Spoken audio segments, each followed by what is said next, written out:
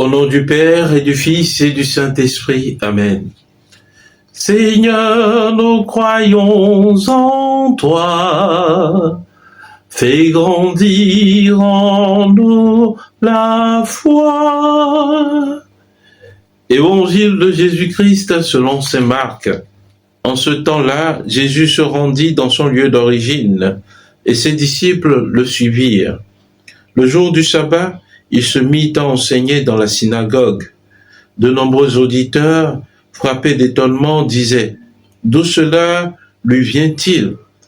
Quelle est cette sagesse qui lui a été donnée? Et ces grands miracles qui se réalisent par sa main?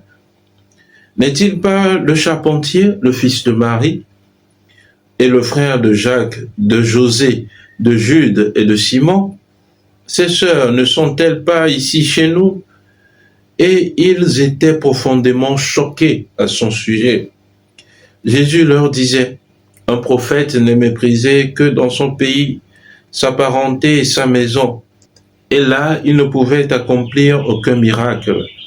Il guérit seulement quelques malades en leur imposant les mains. Et il s'étonna de leur manque de foi. Alors Jésus parcourait les villages d'alentour en enseignant. Acclamons la parole de Dieu. Louange à toi, Seigneur Jésus. Bien-aimé de Dieu, paix et joie à vous. Ah oui, Jésus le charpentier revient à Nazareth chez lui. Alors, il lui est proposé à Nazareth de dire la parole de Dieu, d'enseigner à la synagogue. Et cela a choqué bon nombre de ses contemporains. Oui, parce que c'était lui, le fils du charpentier, le charpentier du village qui revient nous dire la parole de Dieu. On le connaît assez. D'où lui vient-il alors cette sagesse, ce charpentier que nous connaissons? Oui, telles étaient les questions, les inquiétudes au sujet de Jésus. Oui, les concitoyens de Jésus n'ont pas eu l'humilité de reconnaître en lui le Fils de Dieu. Ils étaient choqués de le voir parce qu'ils le connaissaient. Ils étaient familiers avec lui. Et c'est à cause de ce manque de foi en la personne de Jésus, dû à la familiarité, qu'ils n'ont pas cru véritablement en ce qu'il annonçait. Bien-aimés de Dieu, ce danger nous guette tous et chacun. Oui, bien évidemment, la familiarité abusive avec le Seigneur Jésus est un danger pour nous. Cela se remarque bien souvent dans nos vies par une routine. Nous sommes là à faire des choses juste parce qu'il faut les faire, ou bien à faire les choses parce qu'il m'est demandé de le faire. Par exemple, je viens à l'église sans savoir pour autant le pourquoi je suis là. Je viens, je pratique les sacrements sans savoir le but véritable de ces sacrements pour moi. Alors là, je cultive une certaine routine, une certaine familiarité abusive, nocive, si j'ose le dire, avec le Seigneur Jésus. Non, pour nous, il s'agit de voir du nouveau à chaque fois quand nous rencontrons le Seigneur Jésus.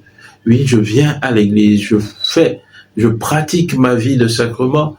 Est-ce que cela apporte du nouveau dans ma vie? Là est l'interrogation véritable. Alors, bien-aimés, nous sommes invités à redécouvrir du neuf à chaque fois dans notre relation avec le Seigneur Jésus. Le deuxième point de méditation que je vous propose en ce jour, c'est de pouvoir découvrir le Seigneur dans ce que nous rencontrons tous les jours. Oui, Jésus, il n'était pas accepté à Nazareth, son message n'était pas accueilli, parce qu'on le connaissait, il y avait une certaine familiarité. Mais pour nous, aujourd'hui, le Seigneur passe par ceux que nous rencontrons tous les jours pour nous adresser sa parole. Oui, l'autre est une chance. Dieu peut passer également par l'autre que je rencontre pour me parler. Et aujourd'hui, alors, je dois être attentif à tout ce qui m'entoure, que ce soit mes enfants, mon conjoint, mes parents, mes amis, mes clients, tous ceux qui viennent à moi sont des occasions de la parole de Dieu à mon égard. Dieu s'adresse à moi à travers leur vie. Est-ce que je peux me rendre susceptible d'écouter la voix de Dieu en ce jour à travers ceux qui viennent à moi? Tel est l'effort de ce jour que je vous propose, de pouvoir rencontrer l'autre en sachant qu'il est une chance pour moi, en reconnaissant en lui un envoyé, un visage du Père. Que l'Esprit Saint nous donne ce discernement adéquat pour pouvoir reconnaître en chacun des frères et sœurs un visage de Dieu, un homme fait à l'image et à la ressemblance de Dieu. Amen. Prions le Seigneur. Dieu éternel et tout-puissant, tu nous adresses ta parole en ce jour où Jésus, ton Fils, est venu à Nazareth pour annoncer la bonne nouvelle. Mais là, il n'a pas pu faire de miracle à cause du manque de foi de ses concitoyens. Seigneur, nous te remercions pour cette parole qui nous instruit en ce jour.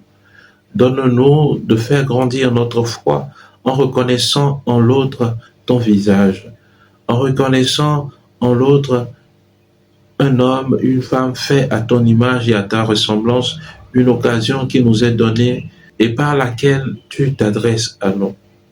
Seigneur, donne-nous par ton Esprit Saint le discernement adéquat pour vivre en enfant, en fils du royaume. Nous te prions humblement d'envoyer tes anges auprès de nous tout au long de cette journée et d'éloigner de nous tout mal. Nous te le demandons par Jésus-Christ, ton Fils, notre Seigneur, qui vit et règne avec toi dans l'unité du Saint-Esprit, Dieu pour les siècles des siècles. Amen. Et que Dieu Tout-Puissant vous bénisse, le Père et le Fils et le Saint-Esprit. Amen. Excellente journée de prière et de travail. Rendez-vous ce soir à 21h30 GMT pour le 3e jour de notre neuvaine à l'Esprit Saint. Que Dieu vous bénisse. Amen.